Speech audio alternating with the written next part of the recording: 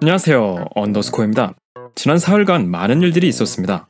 우선 논란의 미베인 교수가 자신의 오류 가능성을 인정했고, QR코드에 유권자 개인정보가 담겨있다는 건 가짜뉴스로 밝혀졌으며, 선관위의 사전선거 전용망 라우터 중 화웨이 장비 역시 단 하나도 없는 것으로 나타났습니다. 물론 이런 명확한 증거들이 수없이 많이 나와도 선거 조작론자들 입장에서는 다들 매수당해서 정부 친화적인 정보만 말한다고 하면 그만이기 때문에 이번 음모론이 쉽게 끝날 것 같지는 않습니다. 어떤 가설이 현실성 있는지를 테스트하기 위해서는 결과가 사실이라고 상정한 상태로 그 원인이 그럴듯한지 살펴보는 것도 좋은 방법입니다. 그래서 이번 영상의 질문은 다음과 같습니다. 정부가 선거를 조작하려면 몇 명에게 얼마를 들여서 속여야 할까요? 자, 한번 이번 선거가 조작되었다고 쳐봅시다. 그리고 수도권에 한정해서 몇 명의 사람들에게 얼마나 많은 돈을 지출해야 입막음을 할 수 있을지 살펴봅시다. 참고로 지난 2014년부터 2019년까지의 5년간의 뇌물소득 평균은 약 7천만 원이었는데요. 그래도 일단은 아주 소박한 금액을 써서 이들을 매수한다고 해봅시다. 참관인 하루 일당의 2배인 10만 원이라고 해보죠. 중앙선거관리위원회의 평균 연봉이 3천만 원이 조금 안 되는데요. 이들 모두도 10만 원에 매수할 수 있다고 가정해보는 겁니다.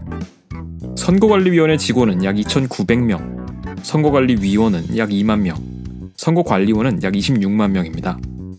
수도권으로 범위를 한정했으니 개표관리원은 약 7만 명, 참관인은 약 15만 명이죠.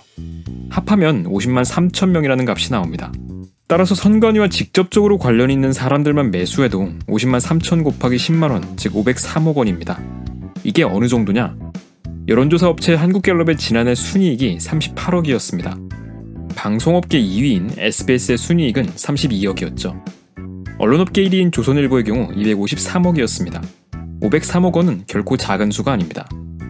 이 모든 결과는 심지어 수도권 담당 인력으로 한정해서 10만 원이라는 아주 저렴한 뇌물을 주었을 때의 결과입니다. 일각에서는 전자개표기를 조작하면 되니 오프라인 참관인들을 매수할 필요가 없다고 하는데 이는 틀린 이야기입니다. 참고로 투표지 분류기가 최종 득표율을 합산해서 곧바로 선관위 서버로 보내고 개표 과정이 종료되는 것이 아닙니다.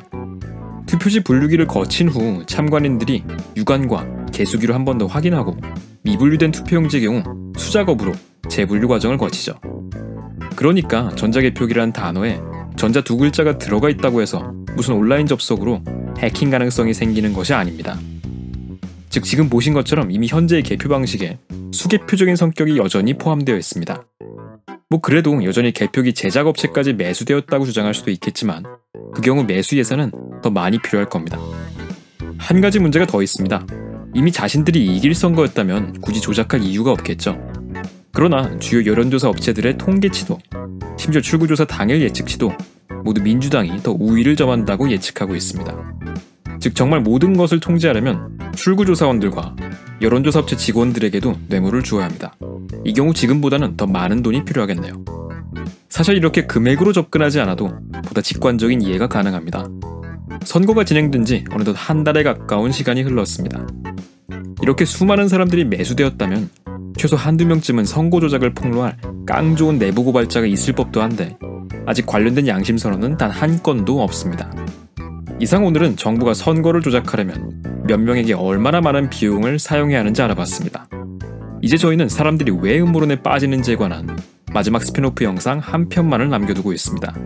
그럼 저희 언더스코어는 다음 주에 새로운 영상으로 다시 찾아뵙겠습니다.